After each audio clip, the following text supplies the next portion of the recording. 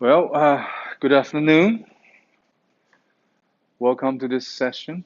We have next 3.5 hours. We are going to give a pre-conference workshop on regional analysis of distributed pyramid systems.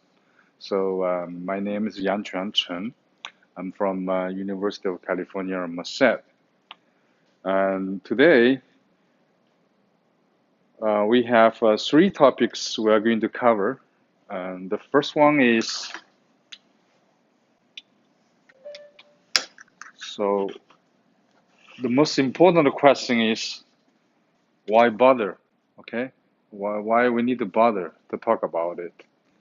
The second question is about why we talk about fractional regional analysis of distributed pyramid systems. The last part will be on Dr. Ge. In the recent 2-3 years, he presented lots of good results to the community. And here is a summary of his results. So basically, we are trying to motivate the problem, okay?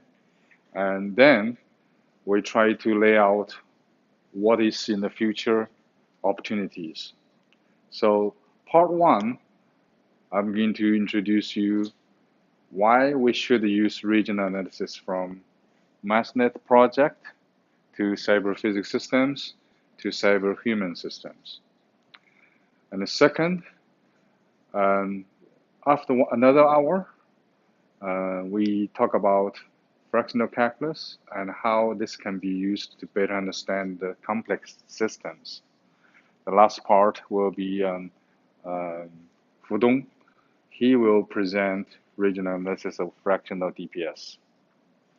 Well, so we focus on the first one.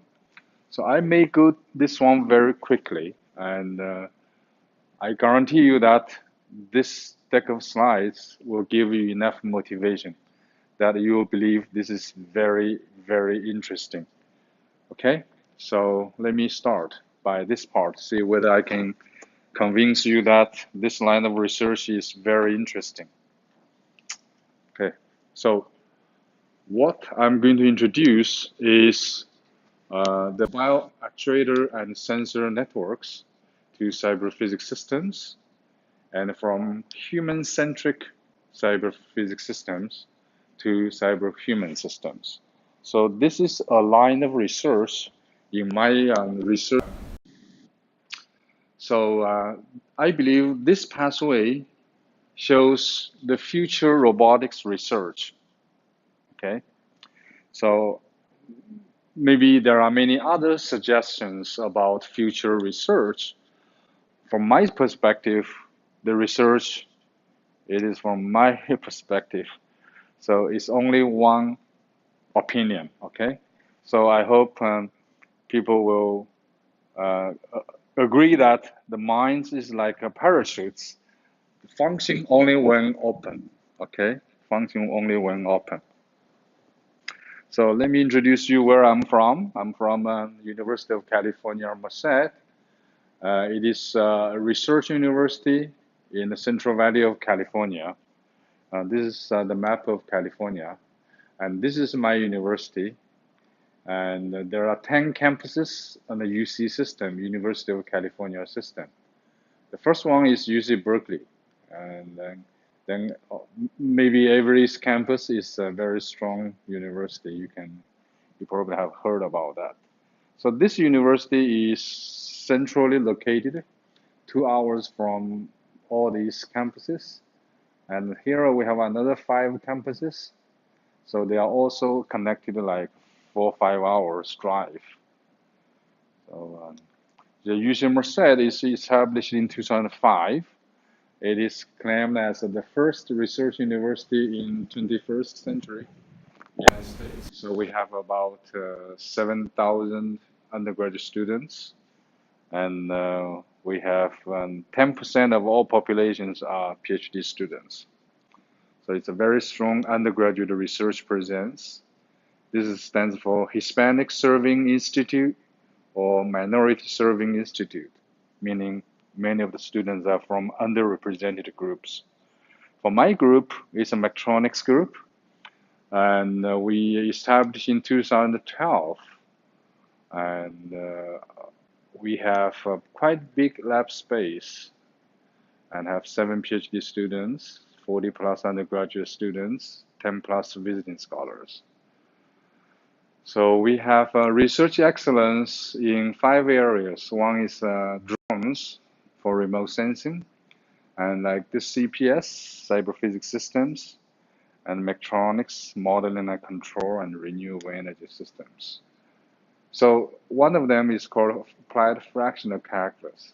Okay, as you can see, there's one line hidden here.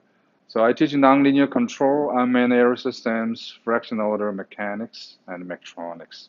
So the 4 different courses, 2 for undergraduate students, 100 level, and then is 200 level. So our projects mainly focus on the local problems linked to energy, water, and precision ag. Okay, so one of the drone-related research ecosystem is to do not only at the platform level, but also for 2 main application aspects. One is on agriculture.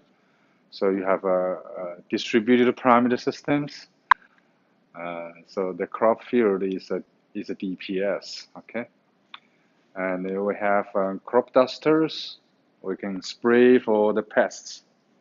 So it's another distributed parameter systems. We can irrigate. It's also distributed parameter system because the soil moisture, the moisture level is a dynamic system, not only in time, but also in spatial variables. So that's why I keep talking about DPS. But for the drones, it is serving as actuator, where spraying is actuator. With the remote sensing, we fly it to sample, then it's a sensor. So you can see sensor can be movable, actuator can be movable as well. So also the central pivots is also moving actuator, and multiple units connect together. Okay, so we do environmental monitoring. So all these are distributed parameter system. You can see especially the fire system evolves, all right? And the order from this feedlot smell, okay, also spreads. It's a distributed parameter system, and so on and so forth. I have been trying to establish this ecosystem so that we do real research that matters to the real world. So you may say, let me give you a visual impression about the. So this is a mobile actuator, right? So it's a control actuator. It's controlling the pest. The pest is a distributed parameter system, the spreading of that. So so this is also actuator for human. You drive them away. So from one area to another area. So yeah, it's a not very pleasant scenario. But to do that, we need to consider the actuators are movable, and the sensors are also movable, and they also talk to each other. So I call this is a mobile actuator sensor networks. So I started this program in year 2002, actually year 2000, even earlier, okay? 2002 is the year I got my tenure track position in the United States. So let's start with sensor or measurements first. So what makes measurements so hard?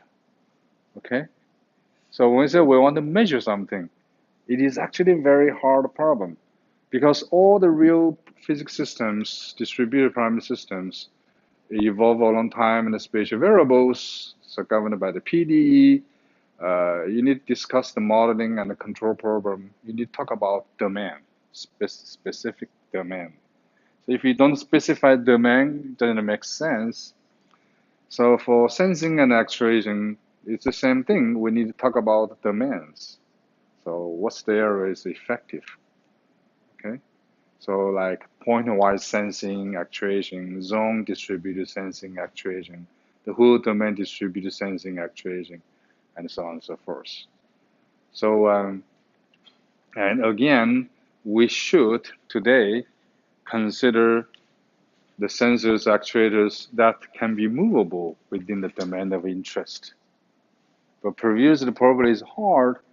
Everything should be fixed, but not necessarily today. Okay, so when we talk about measurements, actually we can say actuation is the same, just slash actuation. I'll show you another slide later. So it's no longer as simple and straightforward as before. So anymore, whenever you are asked to measure something, that means you have opportunities to ask these questions. Okay, these questions. So like why you measure and can we not to measure? Okay, and what to measure and who to measure. What to measure is not very simple. Say for example, why measure? Let's say, oh, I want to make some measurements to check whether this lake is healthy or not. Answer this question. Then you need, what to measure? I don't know. Dissolved oxygen or any pollutant. So, so what to measure? We don't know. We need to define. Who to measure? You know, you put many sensors. Then which sensor to use? Are you going to turn on all of them all the time? Where to measure? You know, you need to deploy to different places. Okay, are they optimal? Uh, when to measure is the same question. If you turn on, measure all the time, maybe it's not necessary. So maybe not necessary. So you only like event triggered or scheduled. Okay, so you save battery. And how to measure regarding the sensing mechanisms. So this picture you are going to see over and over. So this is omega is a domain of interest. And here we have subdomain, D sub 1. So this is called zone measurements. So this is filament measurement. So this is a point measurement. This is boundary measurement. Okay? And this boundary is not the whole boundary, but it's a portion of it. So that's called regional. Okay, regional. Of course, you can see I put let's say we measurement. You put a thermal camera to take big picture of this zone. You have a temperature distribution. That's called whole domain sensing. Okay. So let's do some math. Talking about, so you have sensors can be point-wise, can be zone, can be domain distributed.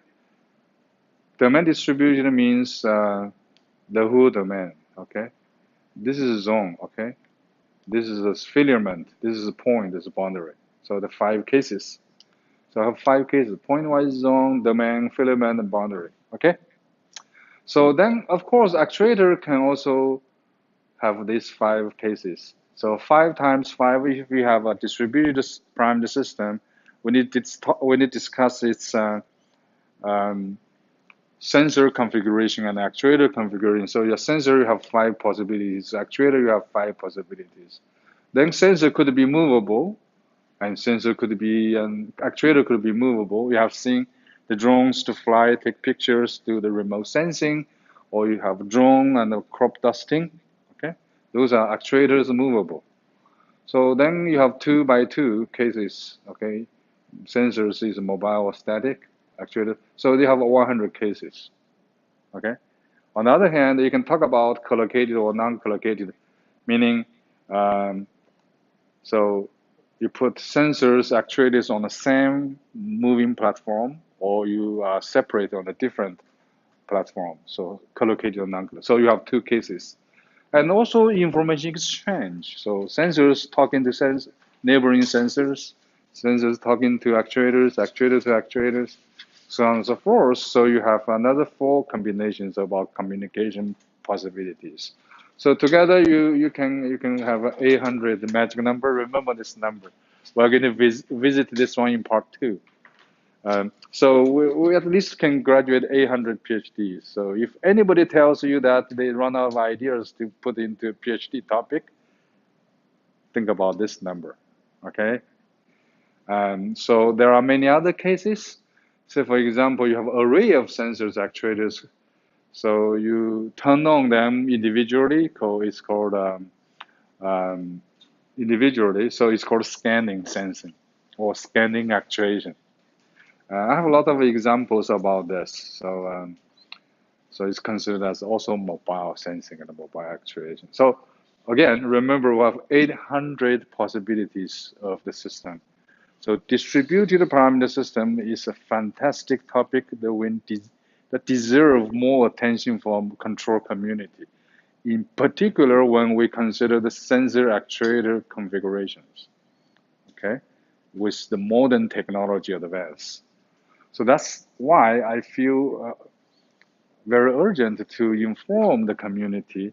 So I propose this workshop together with the pioneers in the regional analysis of DPS. So let me give an example. You have room temperature control. So this is one out of the 800 situations. Remember, one of the 800 cases. So in this case, so we have static point-wise sensor, thermostat somewhere. You have static zoner actuator is here, it's vents. Probably it's a zone, okay, not point. And also sensor actuators maybe on a different places. So it's called non-collocated. So this is one of the 800 cases, okay? So I have a more complicated scenario, the story I have to tell you, that motivated me to develop a MassNet project. That happened in year 2001 when 9/11 happened. Okay, so then people worry about terrorists may release toxic gas in the city, and the gas will evolve. And then we hope to send a team of robots to sniff around to check where's the evolving boundary of the toxic gas. And at the same time, we have sprayers being able to release neutralizing agents so that we can contain to make the toxic gas within the given region. Kind of scenario in 2002. So together with my former colleague, Kevin Moore. So you can see the sensors are movable, actuators are movable. It's a typical multi-agent system. Then you see a DPS with unknown parameters. But you may have some prior knowledge regarding the map and regarding the boundary. And then you can do some prediction. Then based on that, you can formulate a controller, okay? So in this one scenario, it's one out of 800 cases. Do you agree? So let me go back a slide. It's one of the 800, okay? So we have seen 2 out of 800 cases. But in this scenario, this is most interesting and nobody else formulated this one earlier than us, okay? Especially when we consider the networking capabilities. We start to be able to share information with your neighboring sensors, neighboring actuators. So each individual one will decide where to go is best. So the features is we have a domain of interest. We have sensor configuration, sensor effective region, actuator configuration, actuator effective region. And it's mobile, could be static. You stay there, it's static. They talk to each other or not to talk to each other, or these robots versus sprayers can be on the same robot or in a different one. So this project we started, call this one is smart sniffing and spraying problem. So in this case, sensors actuators are both mobile, okay, mobile. So this is a typical scenario. So it's only since year 2002. I feel this is a problem that deserves something not in a global sense. Then I checked into the literature. I discovered Professor L. Jai's work. He wrote a book in 1988 regarding sensors, actuators, configurations in the DPS.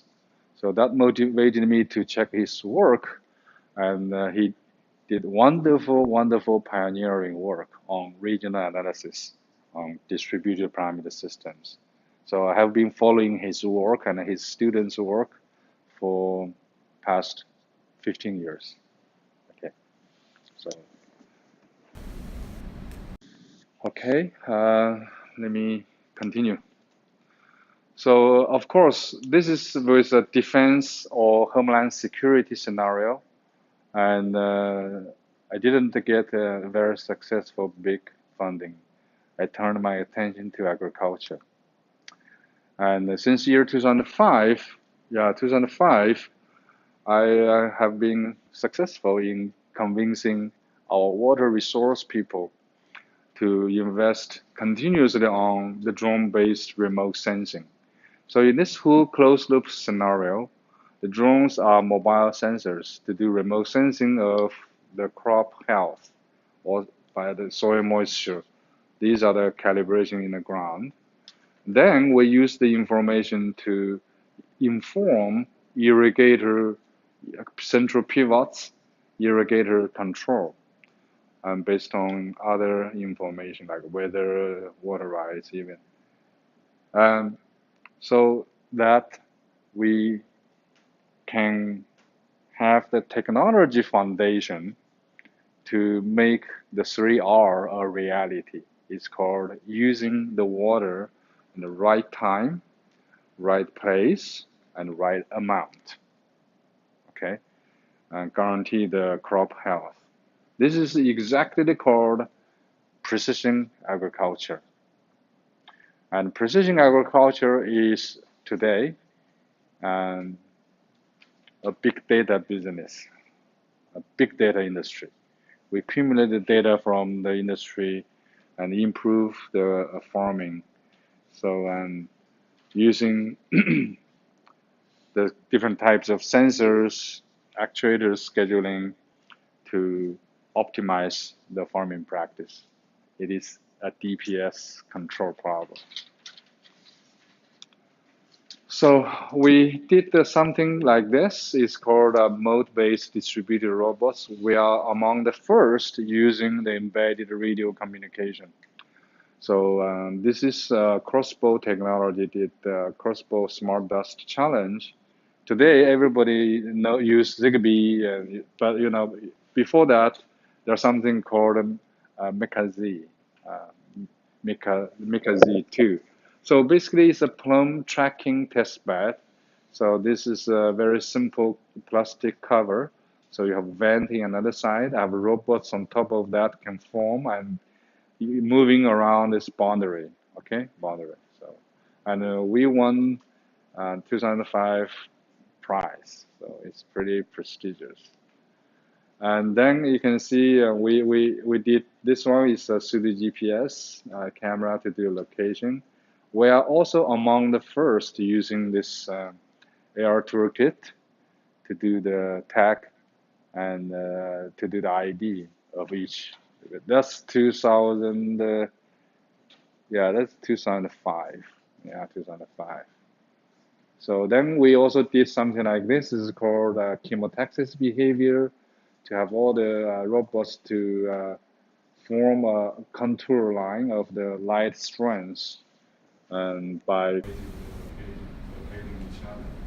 example of our original research thinking and vision. So you have to have a very new vision to have a very new research. So that's why this is IFAC World Congress. There are so many topics of interesting things around there. But what can last for next 10, 20 years? There are many, but I believe this topic will be lasting. Okay, will be lasting. We put other movies on this platform, and so maybe we can see some. Say, for example, this is 2000. So it's like you click on a GUI, then the real robots will move. And so this is kind of VIP scenario. This guy moves, then the three will equally spread around him. and that kind of thing. So this is called a rendezvous. So 4 people. Yeah, these 4 people without knowing global information only can talk to certain information exchange topology. Then they can line up uh, uh, asymptotically. So this is published the IEEE transaction control system technology like 10 years ago.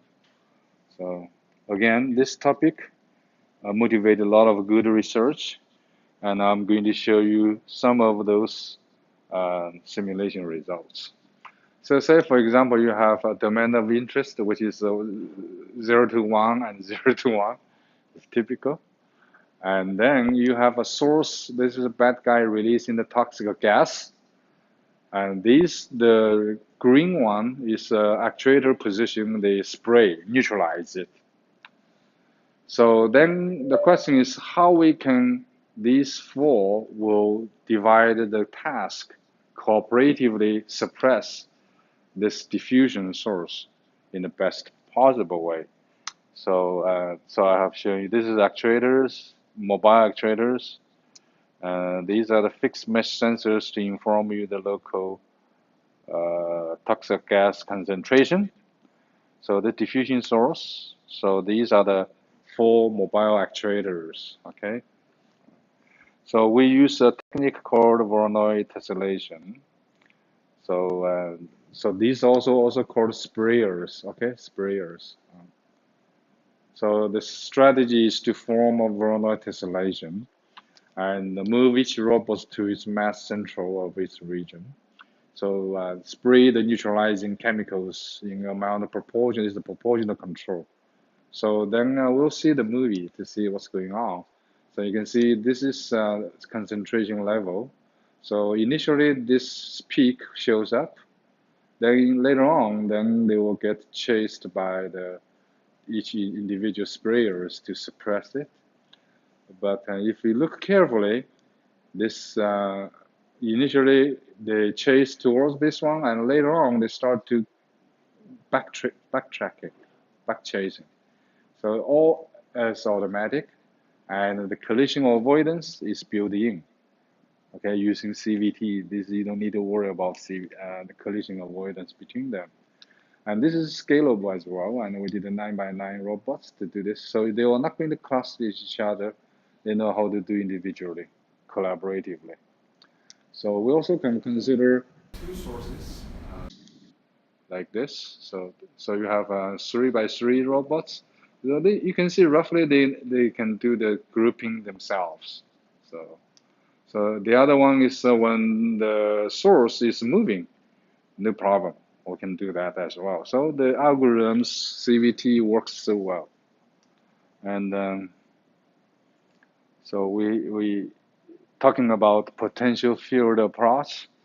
And so we also first to introduce fractional the potential field. You can see the bad guy is some very bad guy moving to help this.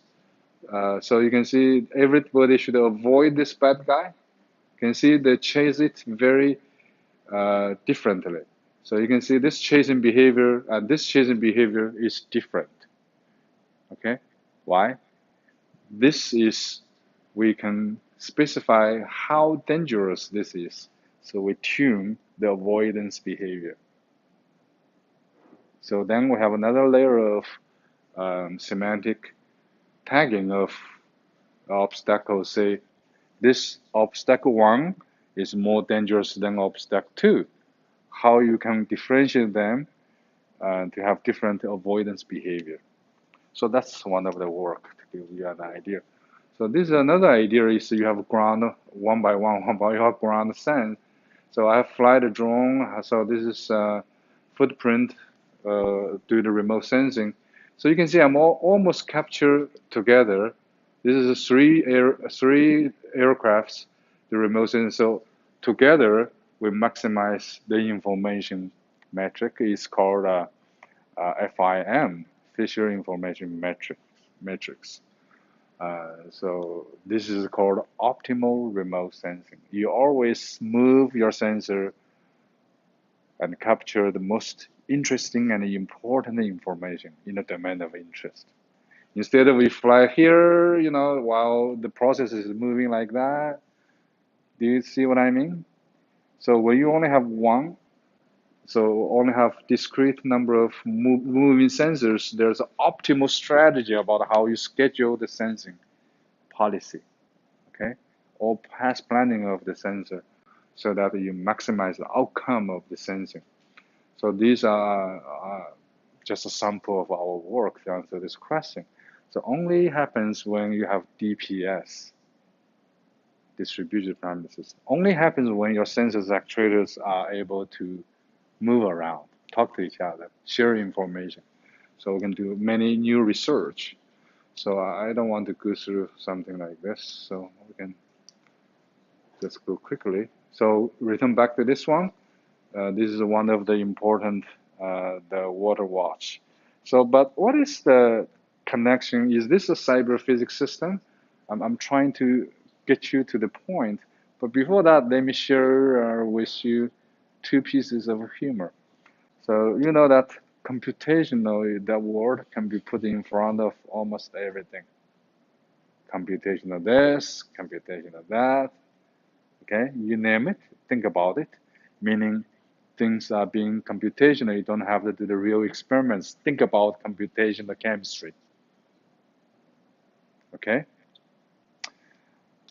But control can be put after almost everything, okay? You name it, you name it. Evacuation control, traffic control, congestion control. Okay, so anything here can be interesting. Yeah. So my submission is adding computational thinking plus control thinking. We are going to have a cyber physics systems. It's my simple definition. So it's my definition. So basically all these things, especially with the physical dynamic system, which is DPS, all connected. So I gave you five examples. You have seen this Merced smart sniffing and spraying problem. You appreciate that this is something you probably never thought about it. It's very interesting. Okay, lots of research opportunities still today. So several river basin cyber. I'm going to show you quickly. So you have seen this. So this is a reservoir. You have the gates. There's cubic flow per second. So these are the flow meters. So flow meters. Then they have city ponds to pump the water from the lake to ponds. So this is typically a very large scale cyber physics system. So they want to make all this information monitored so that you can make more real time decision. Okay, decision. Okay. So it's already being in use. The question is, if you have demand, the water need to travel, takes some time. So therefore, the delay, the demand prediction becomes very important. Okay. This is around the year 2000. Okay. So these are all enabled by cyber infrastructure. So you can see from your screen anywhere in the world have a web interface to see all the numbers. Okay. Another one you have seen is a straight watch concept. So I think you can consider this as a 3D problem. This CBR stands for chemical, biological, and radioactive. Okay. So this again, you have seen the water watch. This is a big closed loop. So we have seen another one is called underground mining. So these yellow ones, the yellow ones are toxic gas. The yellow ones toxic gas. Toxic gas will evolve, will flow.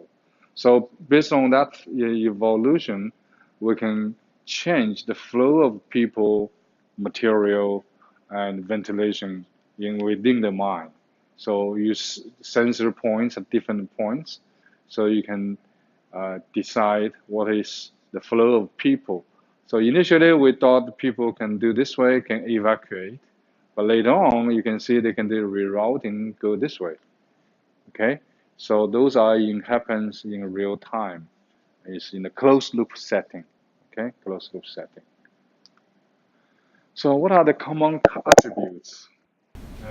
Thinking is not just computation and crunching the data, and the computation around the physics systems, sensing, actuation, computation are all mixed. There is all a bigger closed loop picture.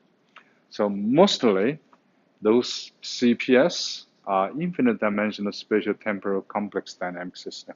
It's mouthful, but it is true. Okay. So with that, I want to flash you again that this is one of our research strengths in the past 15 years. Okay, so I think we published the first book. This one. This one is the first book with the word cyber physics system on the title. Okay, nobody can deny the fact. Okay. Then my another PhD student talk about actuation policies, cyber physics systems. So this one is now still being pursued when I joined the UC Merced, where lots of precision agriculture problems. I'm still working on that. And so there are many other stories about cyber physics systems, and especially when the cyber physics system enabled by using the drones because of the flying, to the very cost-effective remote sensing, what you can do. There are many other stories I can tell, but let me point you to this book, Remote Sensing and Actuation Using Unmanned Vehicles. Okay, not necessarily flying vehicles. Okay, a PhD student. He worked in the University of what is uh, I keep forgetting his university, but anyway, um, he's also doing the drones for precision agriculture, and so on and so forth. So let me tell you a joke, not a joke, a vision. So in year 2100, so we don't have any fertilizers, so we need to go back to using the fertilizer generating mechanism I have for cows to dependent on the cow manures. Okay, so at that time you have a patch, a field, so you need to move this cage from somewhere, Then you have drones to check uniformity of the nitrogen contents of the field. So you decided where to move your cage, right? So that cage with cows become a mobile actuator, all right? So this is a mobile actuator, and this is a mobile sensor. That possibly, after another maybe 80 years, our agriculture will be like this. So, okay. Okay. So now let me switch gear to human-centric. So in year 2009, I proposed an international workshop on cyber physics systems under 2009. And then in November 2008, I tried to suggest cyber physics systems should consider human in a picture, because a lot of people too technological and without putting human in the picture. That's not right. So this is Yahoo News. Uh, she interviewed us and he quoted us.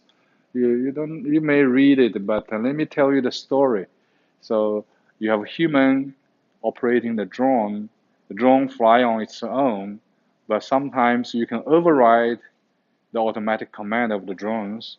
Okay, so then you can this guy is called safety pilot.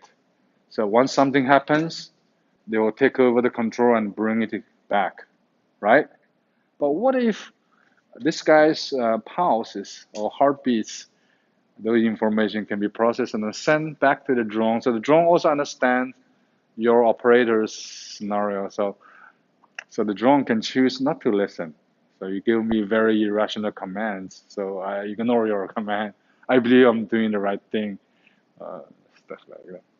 But anyway, this is actually becoming a topic of very intense research. So remember, this following statement is interesting. So behind every unmanned system, there is at least one man. Okay, there isn't anything 100% unmanned. Okay, and now the question is, behind the driverless car or within the driverless car, what is the role of the passenger? What is the role of the driver, human? So this is subject to discussion, right? Um, so I want to go quickly because this is not our focus. Our focus is distributed parameter system. So basically, you have a rough idea of human control over automation or human operate.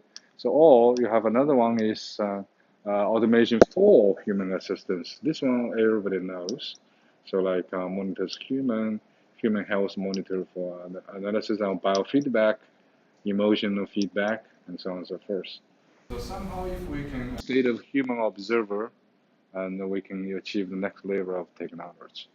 So the human automation interaction and how to assign the role in the optimal possible way is interesting and topic of research. So in the future, you will see something like this.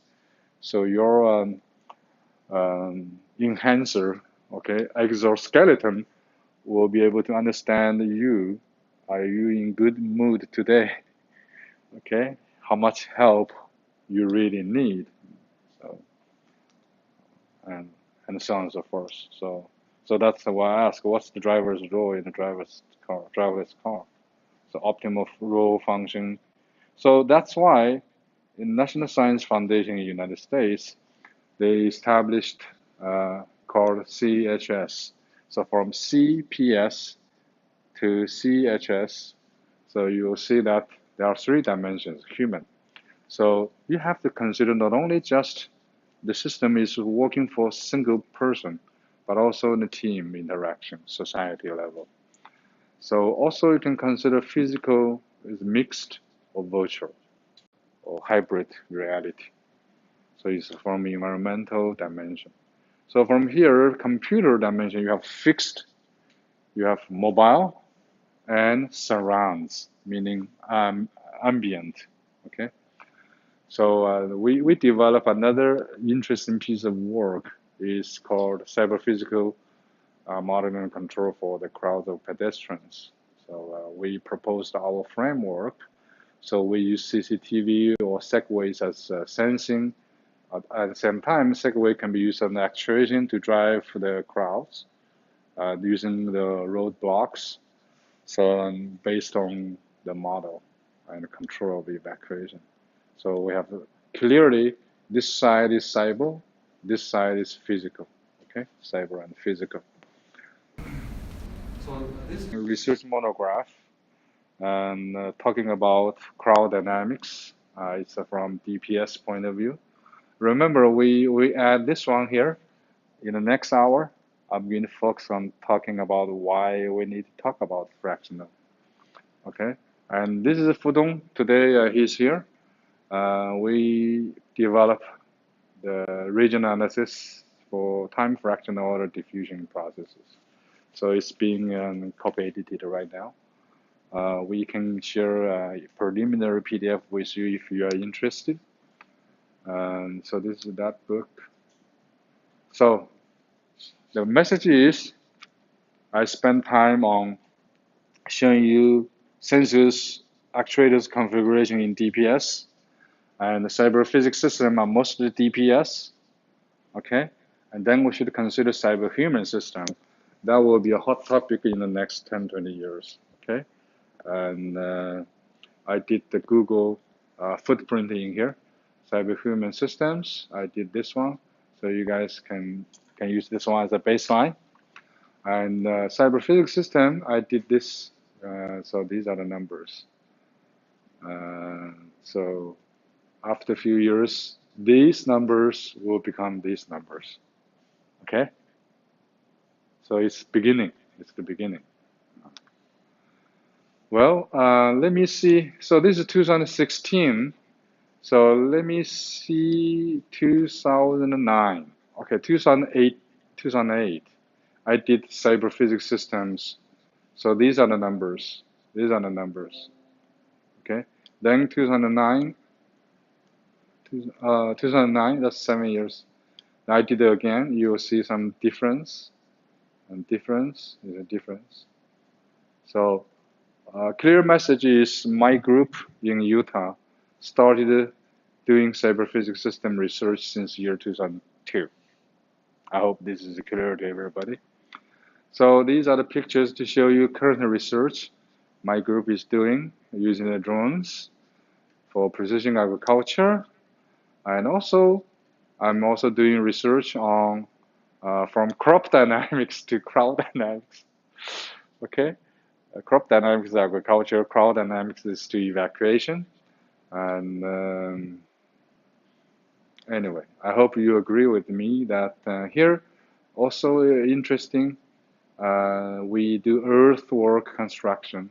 If you have a large construction site, you want to do earthwork. So you need to make sure which part you need to do zone specific. You don't, you measure the moisture map. So you need which part you need to roll more. And so this can save energy, speed up, okay, and control the quality. So obviously this is true. The only thing you need to sense this thing, and this is possible. And then this is new cyber physics system. Okay. Okay. So the construction right now, previously, when you don't have lots of sensors, then it's a very dull, dirty, dangerous place. But today, you should see it differently. It's a cyber physics system. Okay. And these are using the drones and sensor networks and mobile sensing, mobile actuation. Or the vehicle itself is not only an actuator to consolidate or remove the earth, but also it has sensors to sense the soil softness. So these are our previous, you have seen these books before. And so again, you have seen this before, but different thing is this. So for actuation, we also need to consider all this 5W1H problem. So actuation. So now comes to the centerpiece of this from this tutorial, pre-conference workshop. I told you I have been reading and checking and tracking his work and his students' work since year 2002. We cited his work in our paper since year 2004. Okay, so this is Professor L.J. Okay, I made. If I like somebody, I'll do something like this. I collect all his work, nothing left out, everything. So I want to share with you. If you go here, you'll get the index. I get all the files there. Okay, and I have 2 books. Of course, I have PDFs of these books. So that is the book 1988 I mentioned. This is a great book to open your minds that DPS is a wonderful subject only when you consider the sensors actuators configuration. Otherwise, it's at the math level, abstract level. So I see myself playing a bridging role, okay, by introducing network sensors, mobile sensors, and mobile actuators. So this is a book we read a lot. It's a good summary of their work, okay? So unfortunately this time, Professor L.J. cannot make the trip here. Otherwise, he will be here to introduce his work in this book. But I think you have a rough idea I'm going to tell you. So I'll share in the website why we made this collection of L.J.'s work. This why I do this. So I accumulated more than 10 years of all the files. So I believe he did truly original and important work in DPS. Okay. Maybe it's a little bit underappreciated by the community. However, I take that very highly. So more and more important in today's situation, Internet of Things, cyber physics system age, when the computing can happen in the cloud, and you have big data movements. Okay, so there is also dedicated conference made on his name. So I read his work in 2002. We cited his work in 2004, and so so with Fudong, we started work in 2014. So only 3 years, we have a dedicated book. So he's a visiting PhD student. We started an exciting regional analysis of fraction order DPS. We initially call this is a drone math. The reason is I believe the pests, the pests, they evolves in the fraction order PDE model. Okay, so pest spreading, so those things, crop dusting, so all focus on the drone remote sensing. Of course, today you can use other scenarios, but anyway, this fractional order extension is a very exciting journey. So that's why I feel we should share with you today. Excellent. So this is our extension for Professor Eljar's work. What we extended, all documented in this book. And stay tuned. After another hour, Fudong is going to share with you all the excitements and all the technical details. So with that, my first hour can be done at this point. We take 5 minutes break. Then we get to the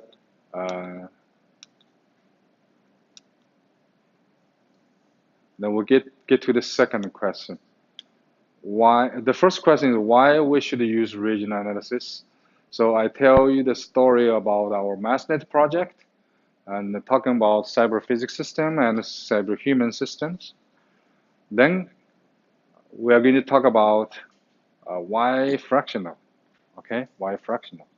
Then you will be, if you stay, you will be better prepared to hear our real progress extension to LGI's work on fractional order DPS regional analysis. All right. So I hope you know the. So I hope you know the schedule here. Take 5 minutes. Come back at 3, and we'll continue. All right. Thank you.